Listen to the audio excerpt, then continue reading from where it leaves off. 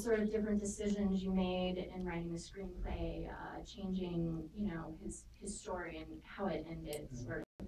Well, in real life, I was the talented one. Basically, okay, so in terms of the movie, I'd say probably the first 10 minutes of the movie until they arrive at Vetno is pretty much, real life. I mean, we changed bits and pieces, but that's basically real. And then we kind of changed everything from Vetno. The first thing that happened was it Chris, who was Frank's side button, told me that he didn't really want there to be a character based on Chris in the film. And we'd pretty much come to that same conclusion anyway. There was two things about Chris's story that would have made it difficult to write a screenplay. And one was that he loved chaos. He loved it when things went wrong. He was never fazed when things went wrong. And I thought, well, that's a fantastically admirable character trait to have in real life. But how can you make that work in a film? There's got to be things for people to lose. And then the other problem was that I found it difficult to think about writing about a comedy band. I thought it would be much more interesting if the band took themselves incredibly seriously.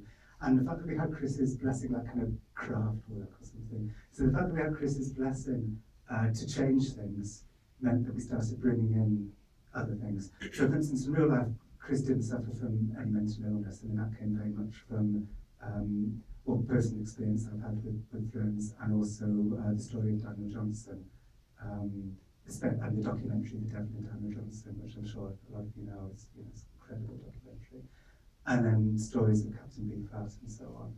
But I think those were the main reasons why we diverged from the real story. Yes, Ross.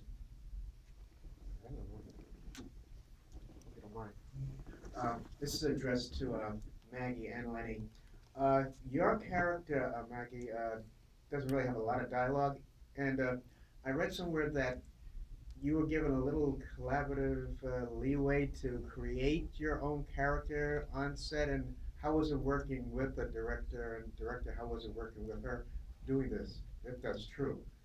Well, there should always be that leeway, so it was, because if you think of your characters as sort of absolutely fixed, then you just try and find actors to come and do exactly that thing, then you're not going to be working with that actor's kind of own set of internal impulses and who they are, so the best work is always a coming together of the actor and the character.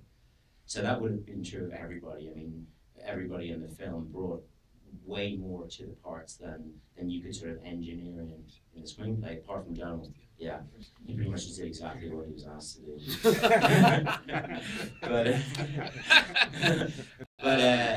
but Maggie definitely brought, because I think there is a way in which Clara could be played as just a joke. And just to John will back me up in this, Clara's part in the earliest version of the script was called Klaus, and he was a German, a sort of a krautrock, hardcore, uncompromising Klaus Kinski type character. I mean, just based on Klaus Kinski and on his relationship with Werner Herzog. So Frank was Werner Herzog and Klaus was Klaus Kinski. No, you tell me. Yes. And so the thing is, I would have done it like that. But Maggie brought this kind of, I don't know, this other dimension of I suppose of a longing that she couldn't fulfill for a relationship with Frank, and that's really what her journey became in the film.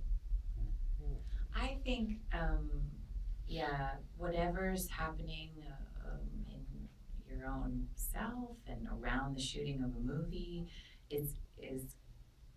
can just get poured back into the movie. And so, every time you work on something, it's going to be a collaboration with the people you're working with, and your fantasy, you go, okay, Michael Fassbender and Domhnall Gleeson are going to be in this movie, and you have kind of an idea of what that'll be like, and then you get there, and they're themselves, and the reality of what that is always going to be different, and negotiating, what's actually happening here, and how are we going to tell the story with this group of people, and with this director, and is always, the most interesting part of it. And how things shift and change and are different than you thought. I think that's where the life comes from.